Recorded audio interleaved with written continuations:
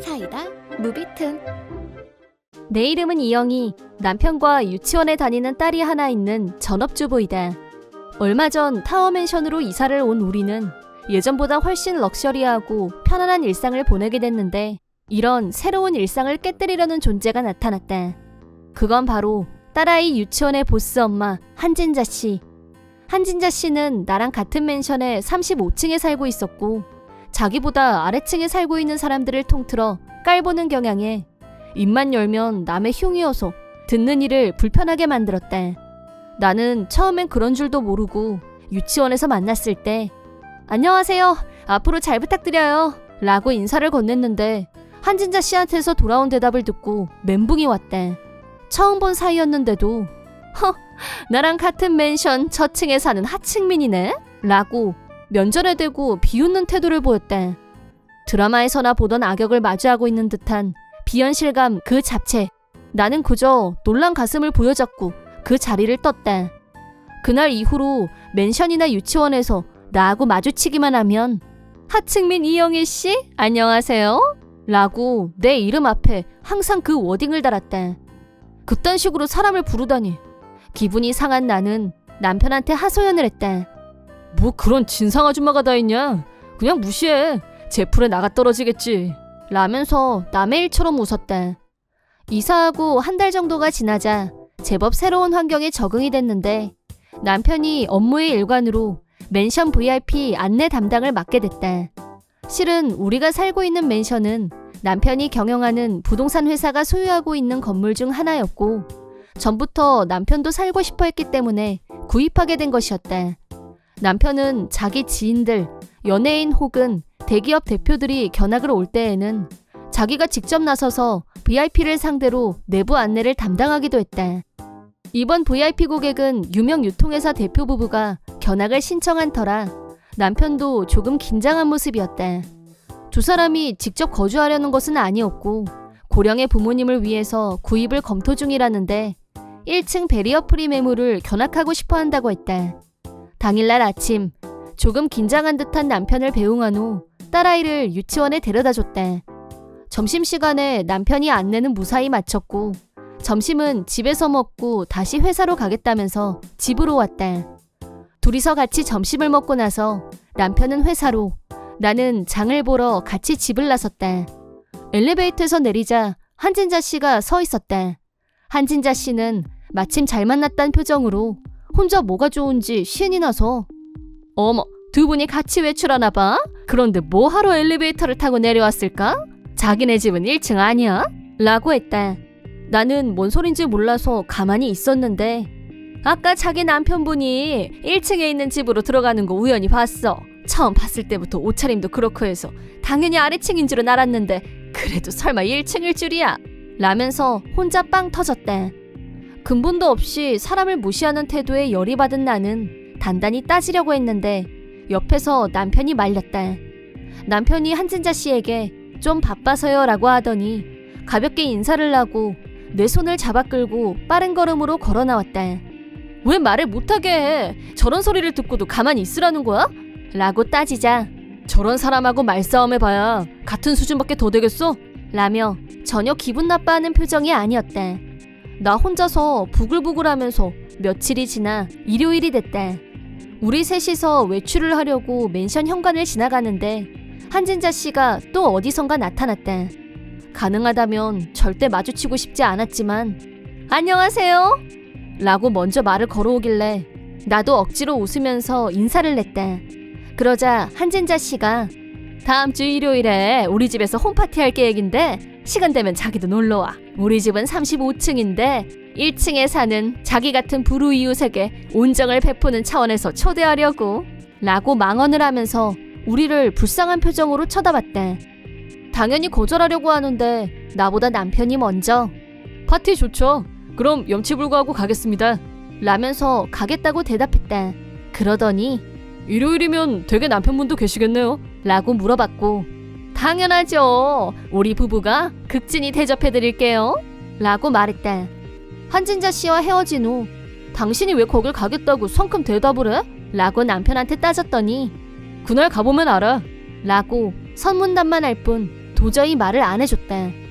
그렇게 홈파티 당일날 우리 셋은 한진자 씨 집에 갔고 무슨 대단한 파티가 열린 것도 아닌데 뜬금없이 드레스를 입은 한진자 씨가 현관에서 우리를 맞이했다. 어서 오세요. 안으로 들어가세요. 라면서 한진자 씨는 우리를 거실로 안내했다. 우리보다 먼저 3팀 정도의 부부들이 와 있었고 이미 다들 피곤해 보이는 얼굴이었다. 남편이 근데 남편분은요? 라고 물어보자 와인 사러 갔어요. 엘리트라 그런지 센스가 있거든요. 라며 의기양양. 한진자 씨의 자랑질 때문인지 이미 다들 지쳐 보였다. 그때 마침 남편분이 돌아왔고 오자마자 우리 남편을 보더니 깜짝 놀라면서 여긴 어떻게? 라고 말했다. 한편 한진자 씨는 아무것도 눈치를 못 채고 자기 남편한테 우리 셋을 이 사람들은 하층에 사는 하층민들인데 35층에서 바라보이는 경치를 한번 보여주려고 특별히 초대했어. 영희 씨 가족은 1층에 사니까 말만 타워맨션이지 일종의 하인이라고 해야 맞지. 라고 사람 불러놓고 망신주기식 소개를 했다. 그러자 남편분의 얼굴이 흑빛으로 변하면서 안절부절 못했는데 우리 남편이 하인이요? 물론 농담으로 하신 말씀이죠? 라고 하자 한진자 씨가 내가 왜 농담을 해요? 하층민을 하층민이라고 하는 게 뭐가 잘못인가? 라고 했다. 그 순간 한진자 씨의 남편이 그만하지 못해! 라고 버럭 소리를 질렀고 순간 모든 사람들이 숨을 죽였다. 한진자 씨는 아니 왜 갑자기 소린 지르고 그래? 라면서 남편분의 반응에 상당히 당황하는 것 같았지만 누가 봐도 진짜 당황한 사람은 남편분 쪽이었다. 남편분은 심지어 벌벌 떨면서 몇 번이나 남편한테 사과하더니 한진자 씨를 향해서 여기 이분은 우리 회사 사장님이야!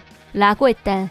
나도 마찬가지로 당황스러웠는데 남편이 전에 이 맨션에는 우리 회사 직원들이 많이 살고 있는데 직원들이 불편해할 수도 있으니까 우리가 여기 살고 있는 건 일단 비밀로 하자.